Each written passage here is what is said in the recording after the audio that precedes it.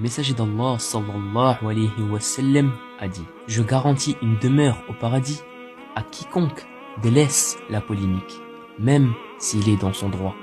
Je garantis une demeure en plein centre du paradis à quiconque délaisse le mensonge, même en plaisantant.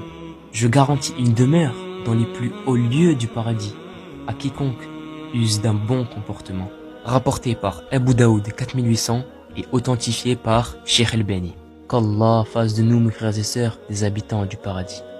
Le prophète sallallahu alayhi wa sallam a dit: toute personne qui dit le matin, écoutez bien, toute personne qui dit le matin, raditu billahi rabban wa bil islami dinan wa bi muhammadin sallallahu alayhi wa sallam nabiyya. Simplement, je suis satisfait d'Allah comme Seigneur et de l'islam comme religion et de Muhammad alayhi salatu wassalam comme prophète. C'est simple à dire, c'est simple à apprendre, c'est dans la capacité pour toutes et tous d'apprendre ces quelques paroles et de les prononcer. Et bien toute personne qui dit ces paroles, cette invocation, cette évocation, tous les matins, le prophète dit: je lui garantis que je le prendrai par la main jusqu'à le faire rentrer au paradis.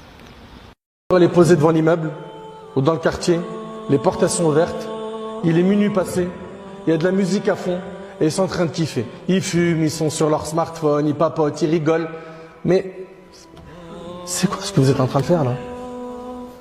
Et les voisins dans tout ça? Regarde, toi mon frère qui te sens concerné, essaye d'imaginer que moi je viens à minuit, je mets des haut-parleurs et je vous fais un rappel sur Allah et son prophète. À minuit je viens, je mets des haut-parleurs en été et je dis Allah il a dit et le prophète il a dit. Mais à l'unanimité vous allez me dire: oh calme-toi, il y a des heures pour faire des rappels, pas à minuit, les gens ils dorment. Pour Allah et son prophète les gens ils dorment. Et pour le poison que vous écoutez vous avez aucun respect?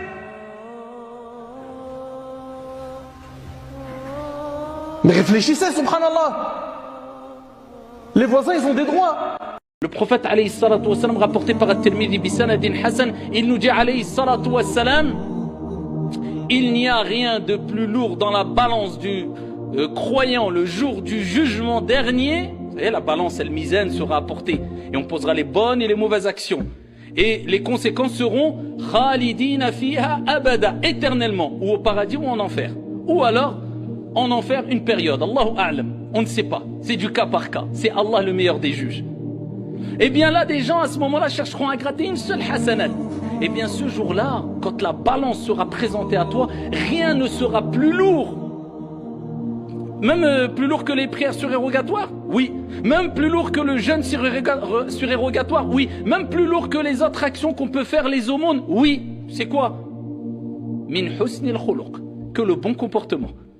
Lui qui tue un homme, c'est comme s'il avait tué toute l'humanité. Mais wallah al-adim, que vous prenez ce verset normal.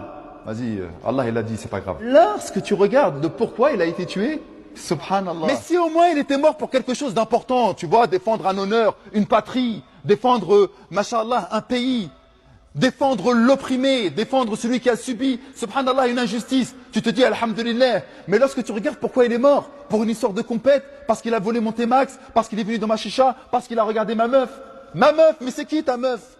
C'est même pas ta femme, c'est une fille avec laquelle tu es dans le haram. Ce mois de Ramadan, quand tu vas le jeûner, dis-toi: je fais le jeûne de celui qui fait ses adieux.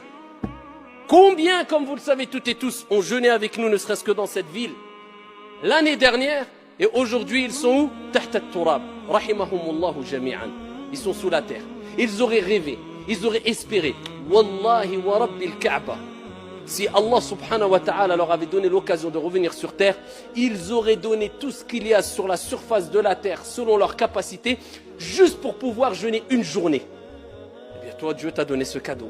Cette année, tu vas jeûner. L'année prochaine, 11 mois, on ne sait pas ce qui peut se passer. Déjà en 2 heures, on ne sait pas ce qui se passe. En 10 minutes, ta vie, elle peut vaciller. On sait très bien que tout va très vite, surtout aujourd'hui. Alors que dire de une année? Donc c'est peut-être ton dernier Ramadan. C'est peut-être ton dernier Ramadan.